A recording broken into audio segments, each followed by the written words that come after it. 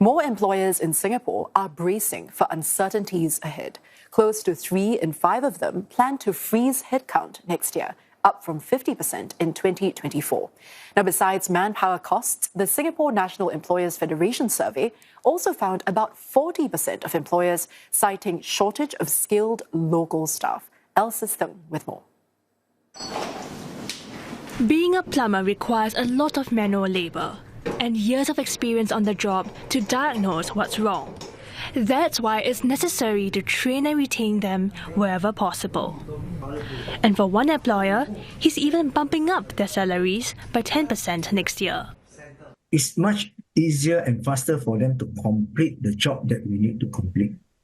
Rather than if we get an unskilled worker or we got to retrain them all over again. Mr. Tang is one of many employers of lower wage workers who are following guidelines under the progressive wage model. According to a Singapore National Employers Federation survey, almost all of such employers plan to increase wages for this group. But for other sectors, the outlook is gloomier. 72% of employers surveyed report uncertain business prospects, up from 58% last year. Almost half of them are planning to moderate or freeze wages altogether. It's a whole 10 percentage point increase from the previous financial year. Some business owners are trying to find other ways around managing costs. To me, I don't want to consider reducing wages as a way to solve problem, right? Unless it's a global recession, kind of a serious problem, macroeconomics that none of us have any control over. If there is a way I can control it, I would rather grow our staff, right, in terms of the capability and therefore their pay, because reality is costs still will keep going up. I don't see any sign of costs going down. Other challenges include staff retention and shortage of local high-skilled talent. But for the Association of SMEs, there's another issue at play. Many businesses are in segments where there's possibility of upskilling or possibility of incorporating high skills into it. But the problem is not so straightforward that just because you have high skills, it fits in. Because some of these segments like AI, there aren't that many practitioners or people who know what the answer is. So looking at high skill, maybe you need to add on a layer of company experimentation and company innovation together to build that skill up. Amid the cautious outlook, there are still employers willing to invest in workers to help make their companies more resilient. And to walk us through the concerns of employers here, we have Mr. Hao Shuo, who is CEO of the Singapore National Employers Federation. Hao Shuo, welcome to the show. Well, let's start off with SNEF's findings. Which sectors do you think are most likely to freeze headcount next year? Well, I can give you a sector breakdown, but I think in the broad scheme of things, we're really looking at how the survey findings have changed from last year to this year. So just now, the story also said that employers are generally a bit more cautious. They worry about the uncertain economic and business environment for 2026. But if you're looking at a sector that is perhaps looking at headcount freeze, I remember retail is probably one of them.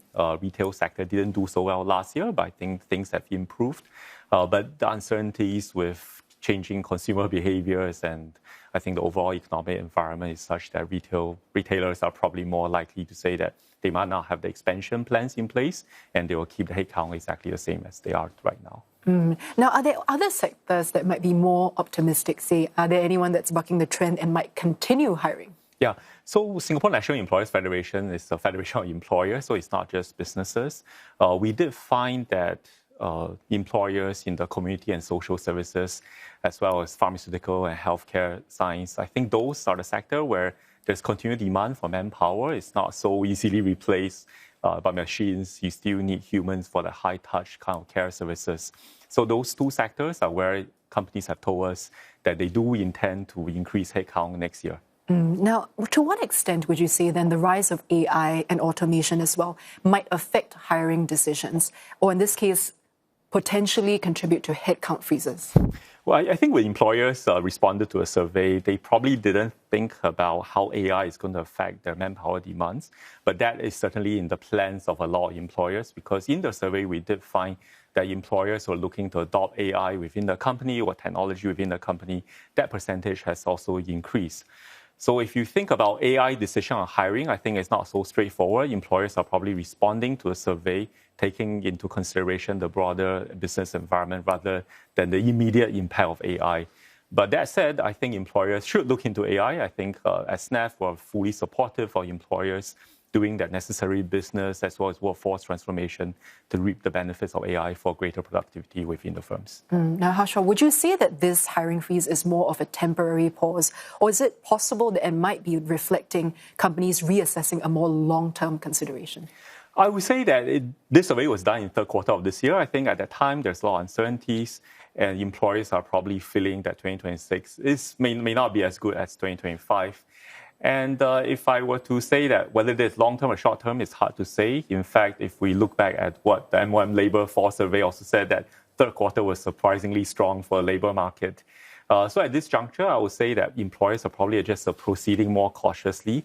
How things actually turn out in 2026 will depend on a lot of factors, how the economy is doing, whether they have new business opportunities which require more manpower investments.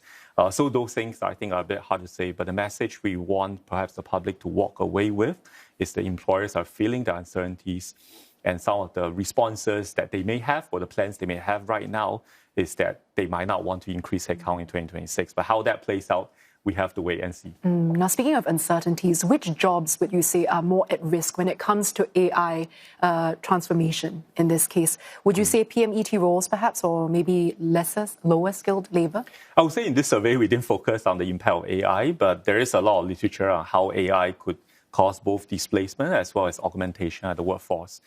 So most of the studies will find that repetitive tasks, very mundane kind of processes, perhaps in administrative roles, those kind of tasks may be taken over by AI. But then that displacement will translate into some labor savings for employers and businesses. And they can also look into how AI actually augments the productivity of workers.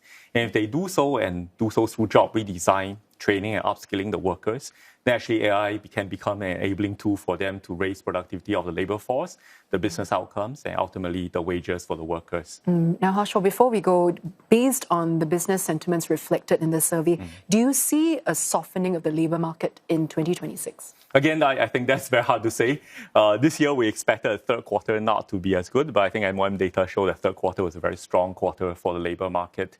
But what we can say is from the survey findings from SNEF is that 2026, I think employers are a bit more cautious. So that will factor into their hiring plans all the way from now, I think, until the first part of 2026, unless they see a significant change in the business conditions. But the NWC guidelines were just released in November this year. So we also urge employers to look at the guidelines, look at the overall business environment, and then make the decisions in terms of wages as well as headcount. Hao Shuo, thank you so much for sharing your analysis with us. I've been chatting today with Hao Shuo, who is CEO of SNEF.